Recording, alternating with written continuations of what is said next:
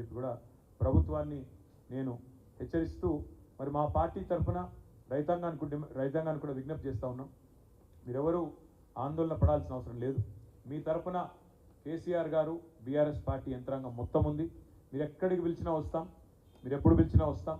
మీరు మీ పక్షాన మీకు న్యాయం జరిగేంత వరకు క్వింటాల్కు 500 రూపాయల బోనస్ ఇస్తాని బోగస్ మాటలు చెప్పిన ఈ ప్రభుత్వం దిగొచ్చేంత వరకు మీకు న్యాయం చేసేంత వరకు మీ తరఫున ఉంటాం. మీకు రుణమాఫీ జరిగేంత వరకు మీతో ఉంటాం. మీకు బోనస్ వచ్చేంత వరకు మీతో ఉంటాం. మీ తడిసిన ధాన్యాన్ని ప్రతి గింజ దాకా కొనుగోలు చేసేదాకా కూడా వదిలిపెట్టం. కొనుగోలు కేంద్రాల్లో ఈ ప్రక్రియ వేగవంతం అయ్యేదాకా కూడా వదిలిపెట్టం. ప్రజల తరఫున రైతుల తరఫున మేము మీ పక్షాన నిలబడి మాట్లాడుతూనే ఉంటామని చెప్పి కూడా విజ్ఞప్తి చేస్తూ ఎవరు అధైర్యపడవద్దని, ఎవరు కూడా మరి ఆత్మస్థైర్యాన్ని కోల్పోవద్దని చెప్పి కూడా ఈ సందర్భంగా విజ్ఞప్తి చేస్తూ ఉన్నాం. కష్టాల్లో ఉన్నప్పుడే తప్పకుండా ధైర్యంగా ఎదుర్కోవాలి. కాబట్టి తప్పకుండా మీ అందరి పక్షాన బీఆర్ఎస్ పార్టీ ఉన్నది, కేసీఆర్ గారు ఉన్నారనే మాట కూడా గుర్తు చేస్తూ ఉన్నాం. దాంతోపాటు ఇవాళ ఒకవైపు పార్లమెంట్ ఎలక్షన్లు మరి 13 తారీఖు నాడు ముగిసినాయి. ఇప్పుడు మరొక ఎన్నికకు కూడా ఇప్పుడు తెరలేచింది. 3 ఉమ్మడి జిల్లాలు నల్గొండ, ఖమ్మం, వరంగల్, ఈ 3 జిల్లాల పరిధిలోని విద్యావంతులు మరి 27 తారీఖు నాడు ఓటైపోతా ఉన్నారు. గ్రాడ్యుయేట్ ఎమ్మెల్సీ అభ్యర్థిగా తమకు ఎవరు ఉండాలి అని ఎంచుకోబోతా ఉన్నారు. ఈ 3 జిల్లాల పరిధిలోని గ్రాడ్యుయేట్ ఎమ్మెల్సీ కాన్స్టిట్యున్సీ ఏదైతే ఉందో 4 సార్లు ఇప్పటికి ఎన్నికలు జరిగినాయి. 4 సార్లు కూడా మరి టీఆర్ఎస్ పార్టీయే గెలిచింది, బీఆర్ఎస్ పార్టీయే గెలిచింది. గతంలో కపిలవాయి దిలీప్ కుమార్ గారు 2 సార్లు, మరొక 2 సార్లు పల్లా రాజేశ్వరరెడ్డి గారు గ్రాడ్యుయేట్ ఎమ్మెల్సీగా మా పార్టీ నుంచి గెలిచి వచ్చినారు. 4 సార్లు ఈ నియోజకవర్గం నుండి గెలిచిన పార్టీగా మేము చాలా దృఢమైన విశ్వాసంతో ఉన్నాం. రాష్ట్రంలోని విద్యావంతులు మళ్ళీ తప్పకుండా ఈ 3 జిల్లాల విద్యావంతులు తిరిగి మళ్ళీ కేసీఆర్ గారికి తప్పకుండా మరింత బలాన్ని చేకూరుస్తూ మా అభ్యర్థి ఒక విద్యావంతుడు, యువకుడు, ఉత్సాహవంతుడు, బిట్స్ పిలానీలో ఇంజనీరింగ్ చేసిన అభ్యర్థి, తర్వాత మాస్టర్స్ కూడా చేశారు.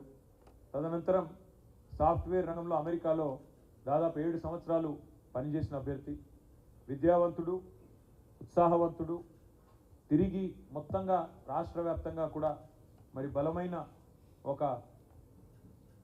ఇమేజ్ యువతలో ఉన్న ఒక మంచి విద్యార్థికుడికి బీఆర్ఎస్ పార్టీ అవకాశం ఇచ్చింది సోదరుడు రాకేష్ రెడ్డి గారికి. అట్లాంటి రాకేష్ రెడ్డి గారు మరి ఈరోజు అభ్యర్థిగా మీ ముందుకు వస్తూ ఉన్నారు. ముఖ్యంగా ఈ 3 జిల్లాల్లోని 4,70,000 పైచిలుకున్న విద్యావంతులైన ఓటర్లకు మా విజ్ఞప్తి ఒకటే, మీరు ఈ కాంగ్రెస్ పార్టీ యొక్క మోసపూరితమైన వాగ్దానాలు ఏవైతున్నాయో అవన్నిటినీ కూడా గతంలో విన్నారు. ఈ 5.5 నెలల ప్రభుత్వ ఆచరణలో ఎట్లా విఫలమైందో కూడా మీ కళ్ళ ముందే ఉంది. మెగా డిఎస్సి అన్నారు, అది దగా డిఎస్సి అయింది. మొదటి క్యాబినెట్లోనే సంతకం పెడతా అన్నారు. కేసీఆర్ ఇచ్చింది 5,000 ఉద్యోగాలే, మేము వస్తే 21,000 ఉద్యోగాలు ఇస్తామని చెప్పి రేవంత్ రెడ్డి గారు స్వయంగా చెప్పారు.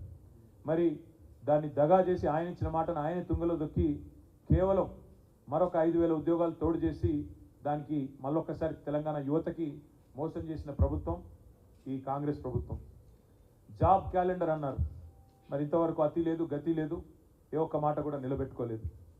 టెట్ పరీక్షకి ఆనాడు కేసీఆర్ గారు ప్రభుత్వం ఉన్నప్పుడు 400 రూపాయలు ఫీజు పెడితే దాని మీద గొంతు చించుకున్న వాళ్ళు మేము అసలు పరీక్షల్లో ఫీజు లేకుండానే ఫ్రీగా పరీక్షలు పెడతామని చెప్పి మాట ఇచ్చిన వాళ్ళు ఇవాళ 400 రూపాయల ఫీజుని 5 రెట్లు పెంచి 2,000 రూపాయలు చేసిన ప్రభుత్వం కాంగ్రెస్ ప్రభుత్వం. దయచేసి ఈ నియోజకవర్గంలోని విద్యావంతులైన మిత్రులందరికీ నేను ఒకటే విజ్ఞప్తి చేస్తా ఉన్నా, మా పార్టీ తరఫున గత 4 పర్యాయాలు మీరు మాకు అవకాశం ఇచ్చారు.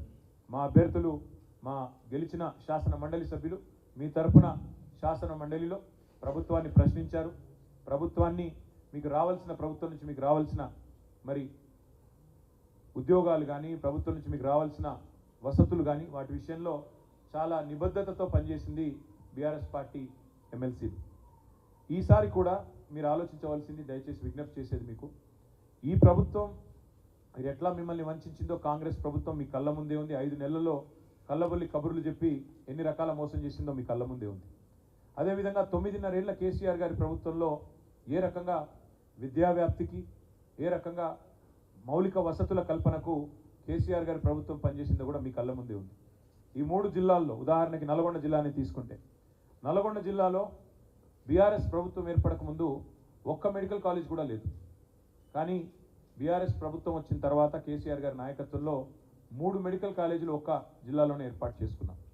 అదే మాదిరిగా కొత్త జిల్లాల ఏర్పాటు మాత్రమే కాకుండా ప్రతి జిల్లాలో విద్యా వ్యాప్తికి విద్యావంతుల అభ్యున్నతికి చాలా చిత్తశుద్ధితో పనిచేసింది కేసీఆర్ ప్రభుత్వం. భారతదేశంలోనే అత్యధికంగా ఉద్యోగులకు ఉపాధ్యాయులకు పే స్కేల్ ఇచ్చింది. 73% మరి ఆనాడు ఫిట్మెంట్ ఇచ్చింది బీఆర్ఎస్ ప్రభుత్వం. అదే మాదిరిగా 2 లక్షల ఉద్యోగ నియామకాలు. ఇవాళ రేవంత్ రెడ్డి గారు ఎంత పచ్చి మోసం చేస్తూ ఉన్నారంటే కేసీఆర్ ప్రభుత్వం ఇచ్చిన 30,000 ఉద్యోగాలు కూడా నేనే ఇచ్చినానంటూ అసలు ఒక నోటిఫికేషన్ ఇవ్వకుండా ఒక్క పరీక్ష కూడా కండక్ట్ చేయకుండా 30,000 ఉద్యోగాలు నేనే ఇచ్చినానని ముఖ్యమంత్రి గారు బొంకుతుంటే, పచ్చి అబద్ధాలు చెప్తుంటే పత్రికల్లో టీవీలలో నిజంగా నవ్వాలో ఏడవాలో తెలియని పరిస్థితి. ఒక సంవత్సరంలో 2 లక్షల ఉద్యోగాలు ఇస్తామన్నారు రేవంత్ రెడ్డి గారు. సంవత్సరంలోనే గెలిచిన మొదటి సంవత్సరంలోనే 2 లక్షల ఉద్యోగ నియామకాలు పూర్తి చేస్తామని చెప్పి మాట ఇచ్చి గెలిచి వచ్చింది రేవంత్ రెడ్డి ప్రభుత్వం. అందుకే విద్యావంతులైన మీ అందరికీ నా విజ్ఞప్తి, ఈ ప్రభుత్వానికి ఇప్పటికే 5 నెలల కాల పరిమితి ముగిసింది. ఇంకా 6 నెలల్లో 2 లక్షల ఉద్యోగాలు భర్తీ చేయాలి. మరి 2 లక్షల ఉద్యోగాలు భర్తీ కావాలి అంటే ప్రశ్నించే గొంతు ఉండాలి, ప్రశ్నించే పార్టీ ఉండాలి, ప్రజలకు న్యాయం జరగాలి, విద్యావంతులకు న్యాయం జరగాలంటే ప్రశ్నించే రాకేష్ రెడ్డి లాంటి ఉత్సాహవంతుడైన యువకుడు శాసన మండలికి రావాలి. ఇవాళ కావాల్సింది అధికార స్వరాలు కాదు, కావాల్సింది ధిక్కార స్వరాలు, కావాల్సింది తప్పకుండా ప్రశ్నించే స్వరాలు, తప్పకుండా ప్రభుత్వాన్ని నిలదీసే స్వరాలు కావాలి. అందుకే శాసన మండలిలో ఒక యువకుడు ఉత్సాహవంతుడు డెఫినెట్గా మీ అందరికీ కూడా రేపటి రోజున మేలు చేయగలిగే విద్యావంతుల తరపున మరి ఒక బ్లాక్ మెయిలర్ని ఎన్నుకుంటే రేపటి రోజున జరిగేది ఏంటంటే మళ్ళీ ఆయన ఎప్పటికప్పుడు పార్టీలు మార్చడమే కాకుండా ఎప్పటికప్పుడు మీడియాను అడ్డం పెట్టుకుని బ్లాక్మెయిల్ చేసే ఒక వ్యక్తి అవతల వైపు కాంగ్రెస్ పార్టీ నుంచి పోటీ చేస్తూ ఉన్నాడు. ఆయన ఎప్పుడు ఏ పార్టీలో ఉంటాడో తెలియదు, ఎప్పుడు ఎవరిని నిందిస్తాడో తెలియదు. అట్లాంటి వ్యక్తులకు కనుక అవకాశం ఇస్తే గతంలో మనం నల్లగొండలో నయీంని చూసినాం, మళ్ళీ అట్లాంటి వాడిని ఇంకోని తయారు చేసినట్టు అవుతుంది. ఇట్లాంటి వ్యక్తులకు కనుక అవకాశం చట్టసభల్లో ఇస్తే దయచేసి అందుకే కోరేది ఒక యువకుడు, విద్యావంతుడు, ఉత్సాహవంతుడు, మరి అన్నింటికి మించి ప్రశ్నించే సత్తా ఉన్నవాడు, చదువుకున్నవాడు, ముఖ్యంగా పెద్ద ఎత్తున అవసరమైతే అమెరికాలోనే స్థిరపడి అక్కడే కోట్ల రూపాయలు సంపాదించుకునే అవకాశం ఉన్నా దానికి కాదని రాజకీయాల్లోకి వచ్చి ప్రజా జీవితంలోకి వచ్చి ఇవాళ మీ ఆశీర్వాదం కోసం మీ ముందుకు వస్తున్న తమ్ముడు రాకేష్ రెడ్డి గారికి అవకాశం ఇచ్చి గెలిపించాలని కోరుతూ మా పార్టీ పరంగా కూడా మా నాయకులందరం కూడా మీటింగ్ పెట్టుకున్నాం. మరి రాబోయే 10 రోజులు, ఎందుకంటే 25 తారీఖు లాస్ట్ ప్రచారానికి, ఈ 10 రోజులు కూడా అందరం కూడా ఎక్కడి వాళ్ళం అక్కడ కష్టపడదామని నిర్ణయం తీసుకున్నాం. మా పార్టీ పరంగా పూర్తి ఎఫర్ట్ పెడతాం. తప్పకుండా తమ్ముడు రాకేష్ రెడ్డి గారిని 3 జిల్లాల విద్యావంతుల ఆశీస్సులతో గెలిపించుకుంటామని చెప్పి కూడా ఆశాభావంతో మీ అందరికీ కూడా ధన్యవాదాలు. మీలో కూడా ఓట్లున్న వాళ్ళు కూడా దయచేసి మాకే ఓటేయాలని చెప్పి కూడా హృదయపూర్వకంగా విజ్ఞప్తి. Thank you.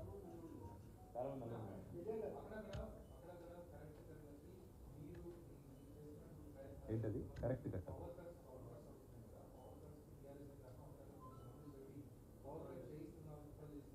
రేవంత్ రెడ్డి గారికి కేసీఆర్ గారికి తేడా ఏంటంటే కేసీఆర్ గారు 10 ఏళ్ళు ప్రభుత్వాన్ని నడిపినా ఎన్నడూ ఒక పొల్లు మాట కూడా రాష్ట్ర ప్రభుత్వ ఉద్యోగుల గురించి మాట్లాడలేదు. ఎందుకంటే వారితో మాకున్నది పేగుబంధం. ఉద్యమంలో కలిసి పనిచేసిన వాళ్ళం రాష్ట్ర ప్రభుత్వ ఉద్యోగులతో. సకల జనుల సమ్మె చేసినా, పెన్ డౌన్ చేసినా,